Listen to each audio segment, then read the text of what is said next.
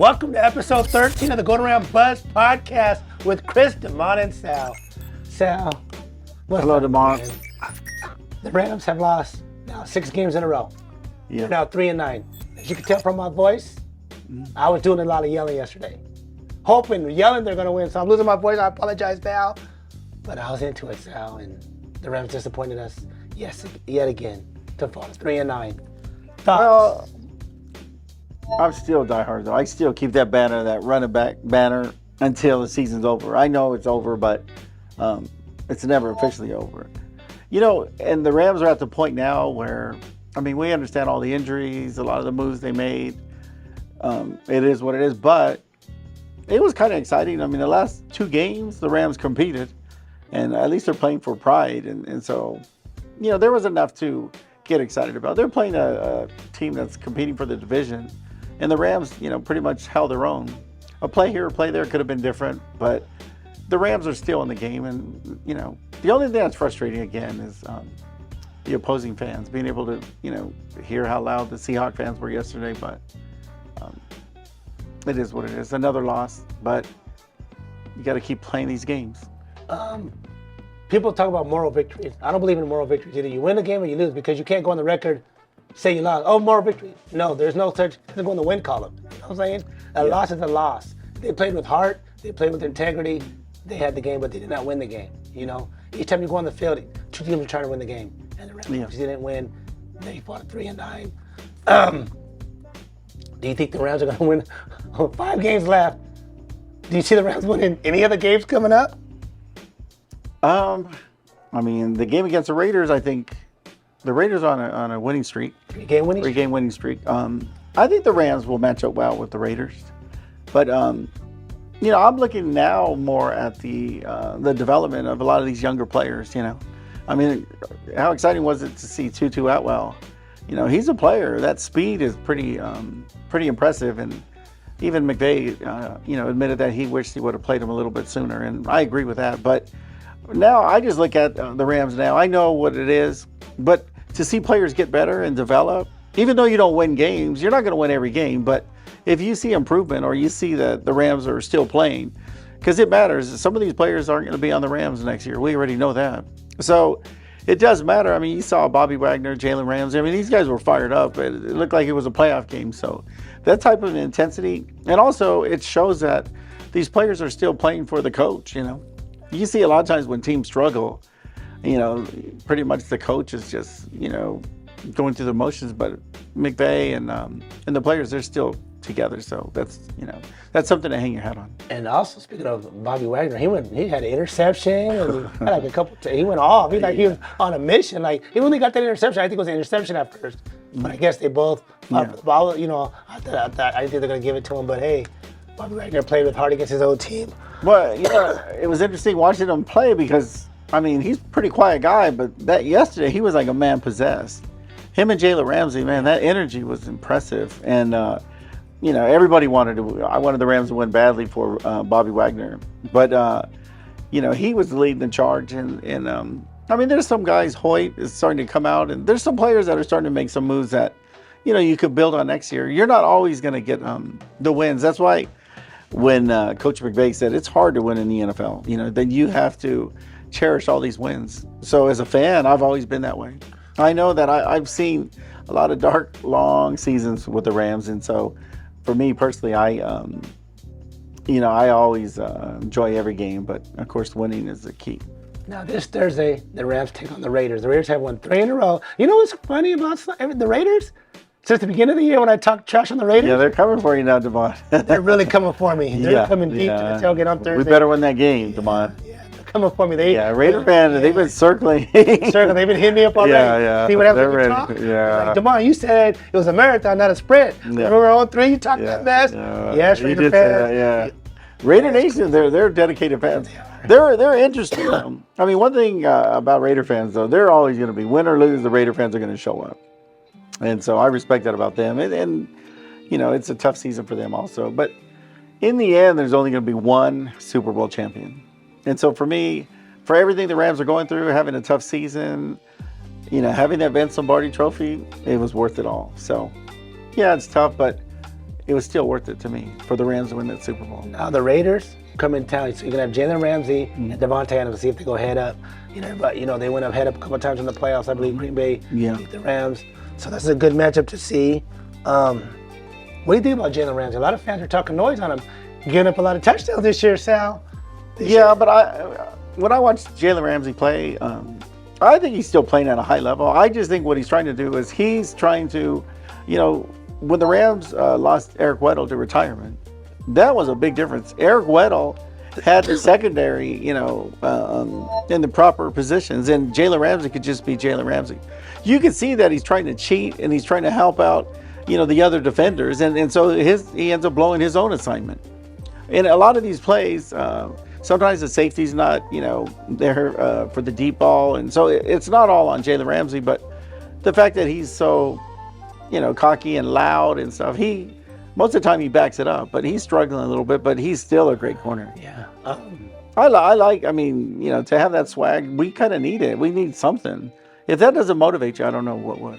Honestly, now with Rams having 5 games left, how many wins do you see in those 5 games? We play Raiders on Thursday, Green Bay. I know we play Seattle at the end of the year. We play the Chargers. What else do we play? There's one more team on that schedule. Broncos on Christmas Day. Yeah, on Christmas Day. We should beat the Broncos.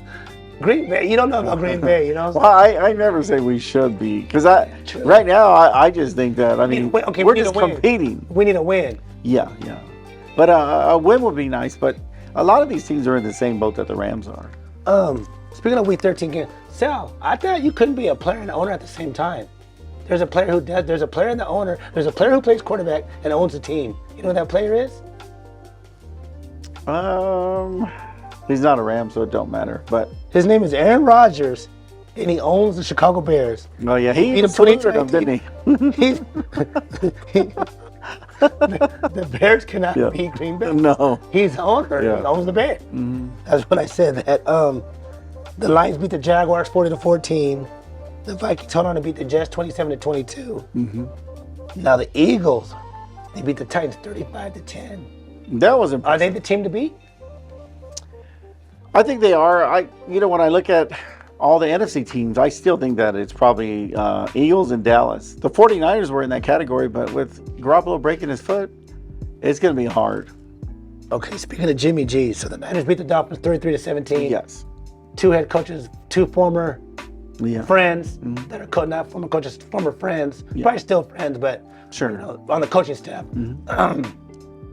McDonald versus Shanahan. Mm-hmm. The Niners won 33-17. Like you said, they lost Jimmy G. What do you think about the Niners' playoff hopes now?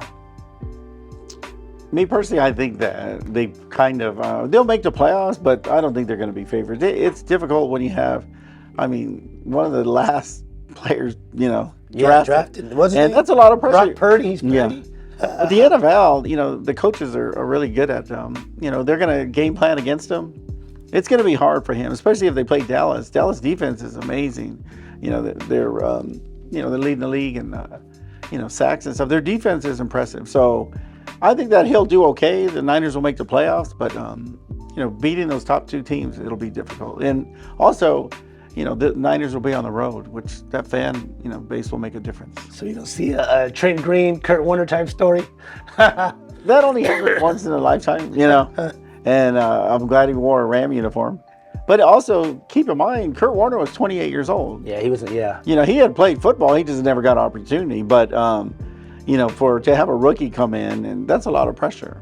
And a lot of times, when you game plan against, Garoppolo, and then you bring in a rookie, you really don't know what to expect. So he had success early, but, To me, the matchup of the day was the Bengals and the Chiefs, because the last year, the NFC Championship game, the Chiefs had it won. Bengals come back and beat them in Arrowhead. Mm-hmm. And then the Bengals beat them again in a rematch, 27-24. Mm-hmm. I think the Bengals had the Chiefs number for some awkward reason. Some teams play better against each other. So I think, I don't know what it is, but the Chiefs don't match up good with Bengals. Yeah, there's some matchups that are kind of like that, and throughout the NFL. We had the Cardinals number for many years. Same thing, we played well with, we played well against Seattle, and the Cardinals. But then the 49ers owned us for, years. So, I think anything can happen. But, that's why football is so great. It just, when you advance to the playoffs, it's just, win or go home. So in a one-game series, anything can happen. The Raiders beat the roommates, the Chargers 27-20. If the Chargers don't make the playoffs, do you think Brandon Staley gets fired? Well, I hear a lot of Charger fans, and they're unhappy with Staley already. So, and this was before this was when they still had a winning record. I think that the Chargers have way too much talent for a young coach. I don't think he's really maximizing the talent that they have. And you bring in a good coach with that has won before with good experience. And, a lot of quarterbacks, I think that, you want to bring in a guy that's going to be able to develop a young quarterback. And I don't think that Staley's that guy. I keep on hearing rumors. Like I told you, I think I started the rumor. Yeah. Sean Payton to the Chargers. Yeah. I hate to say it.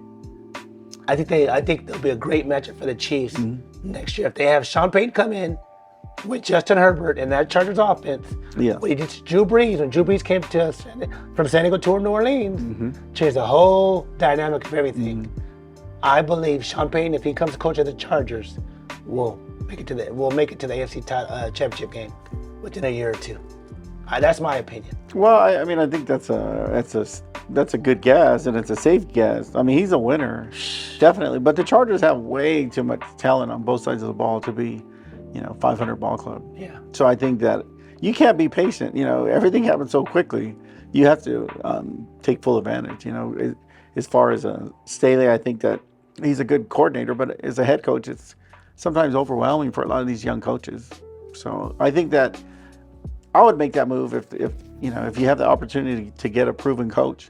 He's been away from the game, a little bit kind of cleared his mind now, comes back with a young quarterback and talent on both sides of the ball. That's and plus you're in LA. I think that's a great opportunity for Sean Payton if he decides to come back into the coaching ranks, definitely. We're going to talk about some Week 14 games and news.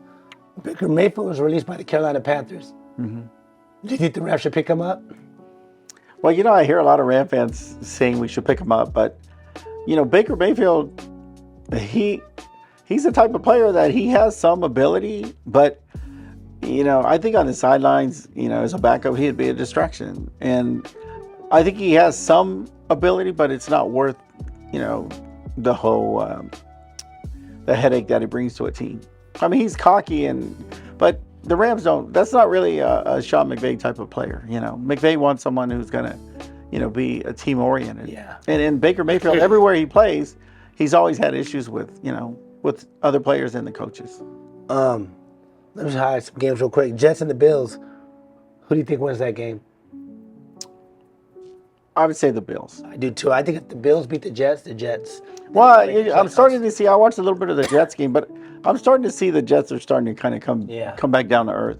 They're a good team and they're much improved, but switching quarterbacks, they're still not. You got to be able to run the football, and their passing game wasn't that impressive. So, I'd go with Buffalo. We got the Eagles and the Giants. Of course, I'm taking the Eagles, and the Giants just had a tie with Washington. Yeah. So they both took it really. It's like they both took a loss. Yeah. Is what it really is. I think the Eagles are going to beat them. Yeah, because it's going to knock you out of a playoff spot. And then we have the Buccaneers and the 49ers. Tom Brady comes back to the Bay.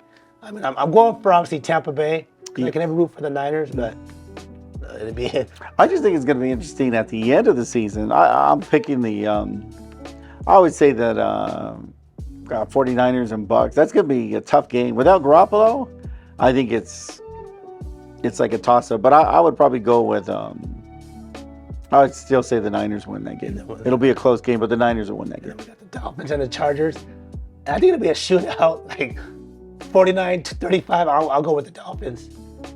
Yeah, Dolphins are another hard team to predict because they were rolling for a while, but then they kind of lay an egg, and I was disappointed the way they played against the Niners. I thought it would be a better and a closer game. And that concludes episode 13 of the Golden Ram Buzz podcast with Chris, Damon, and Sal. Before we head out, a big shout out to La Brea Bakery for coming through here earlier with Bree and Chef John.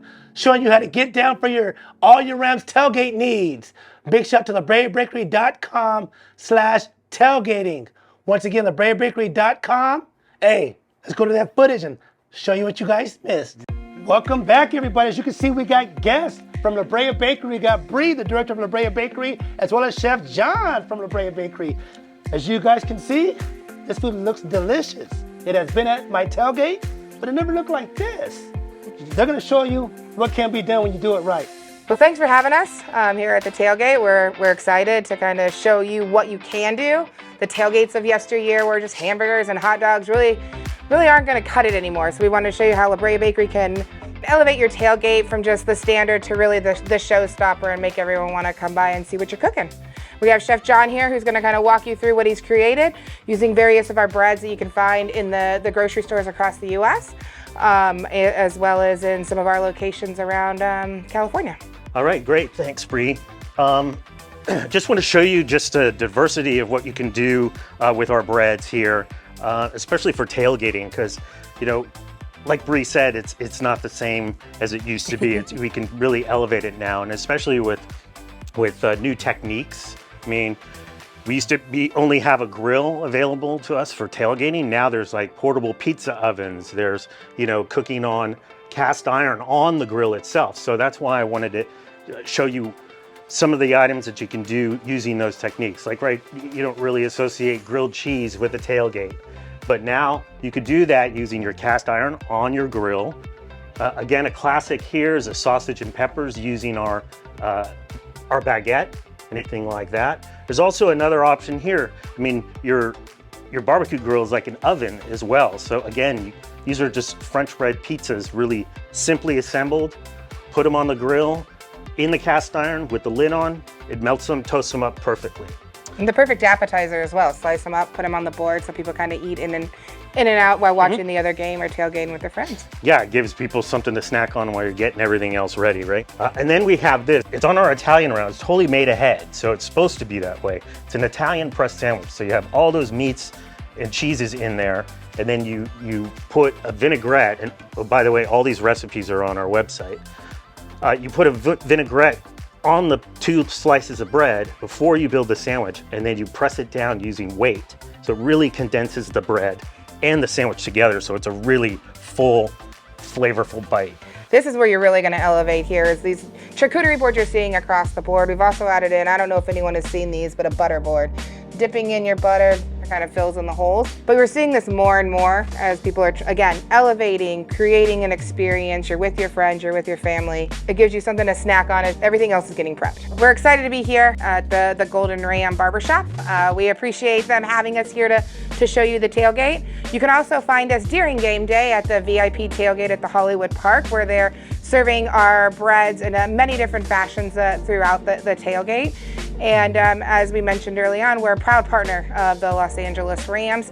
They're a local institution, as are we, so it kind of just seemed like a natural fit.